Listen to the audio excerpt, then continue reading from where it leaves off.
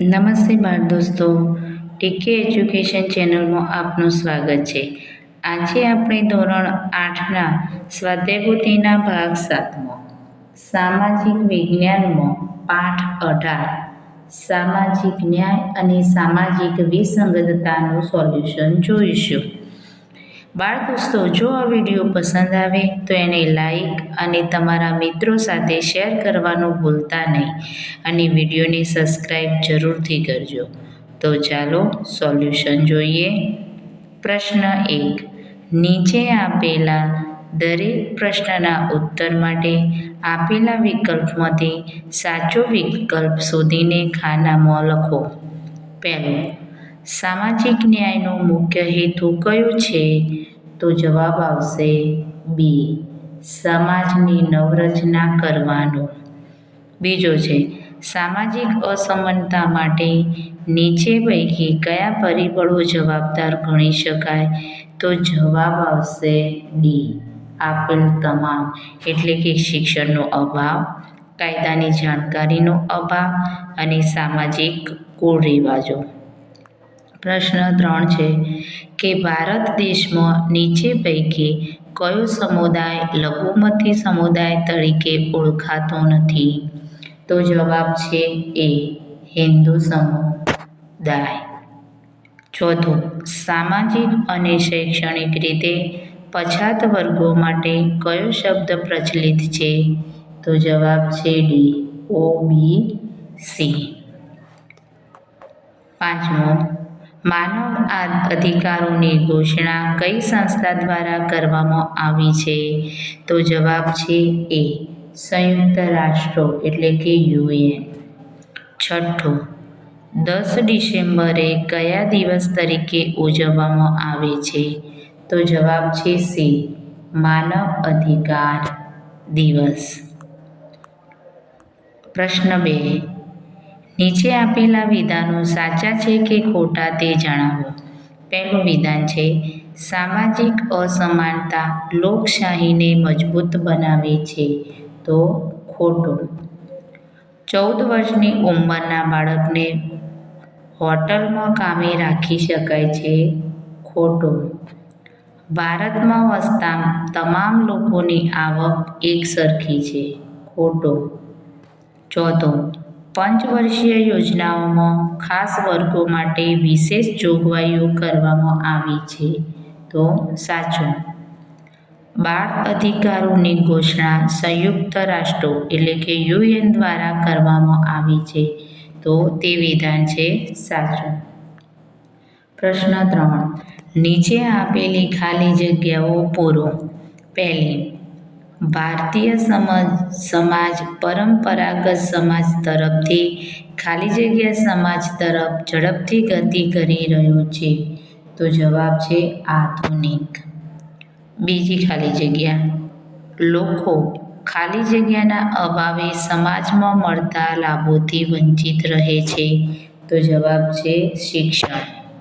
ત્રીજું, ભારત વિશ્વની સૌથી મોટી ખાલી જગ્યા શાસન વ્યવસ્થા ધરાવતો દેશ છે. તો જવાબ છે લોકશાહી.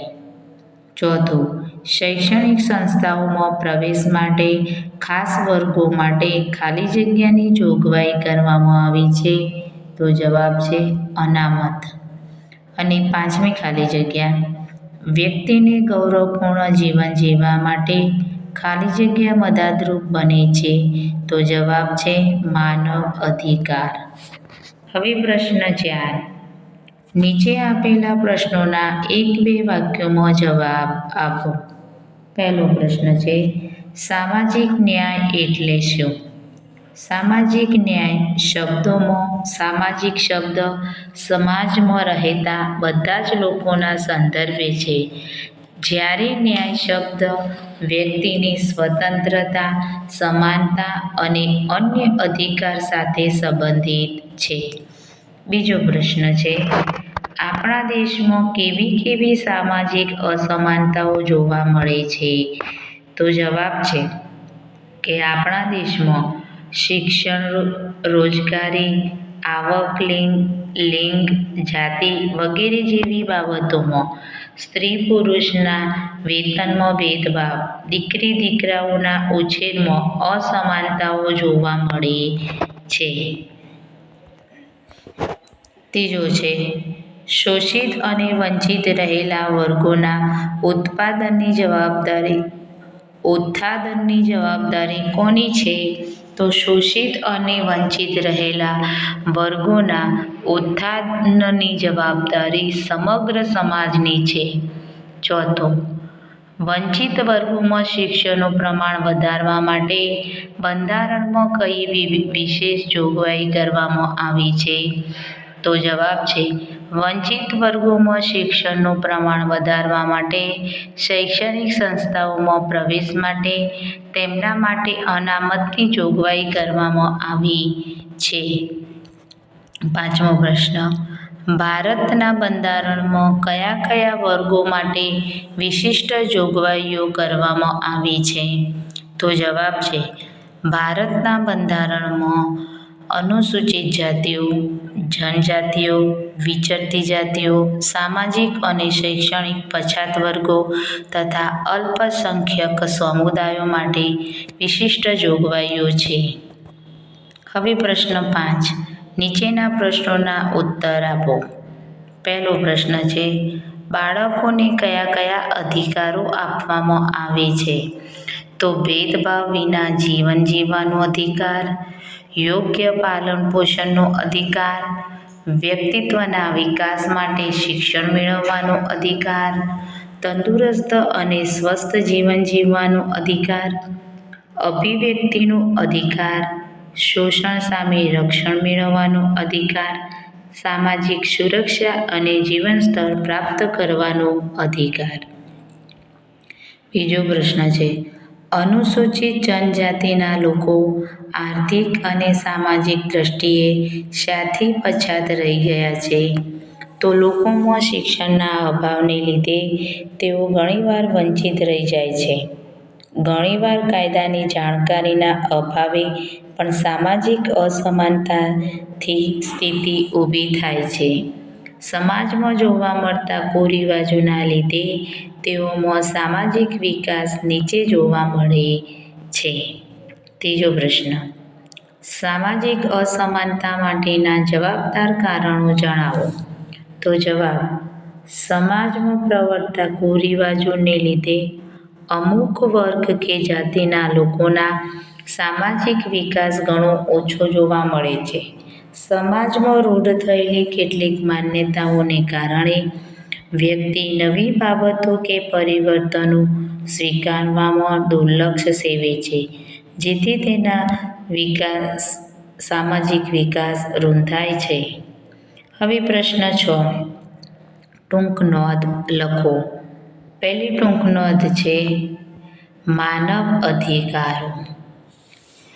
દરેક માનવીને જાતિ, ધર્મ, ભાષા કે રાષ્ટ્રીયતાના કોઈ પણ ભેદભાવ વિના સન્માન સાથે ગૌરવપૂર્ણ જીવન જીવવા માટે જરૂરી અને ઉપયોગી મજબૂત અધિકારોને માનવ અધિકારો કહે છે. સંયુક્ત રાષ્ટ્રોએ માનવ અધિકારોની ઘોષણા કરી છે. પર્યાપ્ત ખોરાક, રહેઠાણ, પાણી અને સ્વચ્છતાનો અધિકાર છે. કામ કરવાનો અને વેતન મેળવવાનો અધિકાર, શિક્ષણ મેળવવાનો અધિકાર, અભિવ્યક્તિની સ્વતંત્રતાનો અધિકાર, સંપત્તિનો અધિકાર, ગોપનીયતાનો અધિકાર મળેલા છે. હવે પ્રશ્ન 7, નીચે આપેલા શબ્દોની સંકલ્પના સમજાવો. તો પહેલો શબ્દ છે સામાજિક અસમાનતા. સમાજની બધી જ વ્યક્તિઓને વ્યક્તિત્વના વિકાસ માટે એક સરખા અધિકારો અને તક ન હોવાની સ્થિતિને લીધે સર્જાતી પરિસ્થિતિને સામાજિક અસમાનતાની પરિસ્થિતિ કહેવાય. બીજો છે અનામત. તો સમાજના વંચિત વર્ગો માટે સમાનતા અને સમાન તકોની સ્થિતિ ઊભી થાય તે માટે બંધારણમાં વિશેષ જોગવાઈ કરવામાં આવી છે, જેને અનામત કહેવામાં આવે છે. ત્રીજી છે આત્મનિર્ભર. આત્મનિર્ભર એટલે કોઈ બીજા ઉપર આધારિત ન રહેતા આપણે આપણા માટે જરૂરી હોય તેવું બધું જ જાતે કરવું. અને ચોથું છે માનવ અધિકારો. દરેક માનવીને જાતિ, ધર્મ, ભાષા કે રાષ્ટ્રપિતાના કોઈ પણ ભેદભાવ વિના સન્માન સાથે ગૌરવપૂર્ણ જીવન જીવવા માટે જરૂરી અને ઉપયોગી મૂળભૂત અધિકારોને માનવ અધિકારો કહે છે. હવે પ્રશ્ન 8. યોગ્ય જોડકા જોડો. તો પહેલું છે માનવ અધિકાર. તો એનો જવાબ આવશે બી, ગોપનીયતાનો અધિકાર. 10 ડિસેમ્બર. તો જવાબ આવશે માનવ અધિકાર દિવસ. બાળ અધિકાર. તો જવાબ આવશે શિક્ષણ મેળવવાનો અધિકાર. 20 નવેમ્બર. તો જવાબ આવશે બાળ અધિકાર દિવસ. બાળ દોસ્તો, વિડીયો પસંદ આવ્યો હોય તો એને સબસ્ક્રાઈબ કરવાનું ભૂલતા નહીં.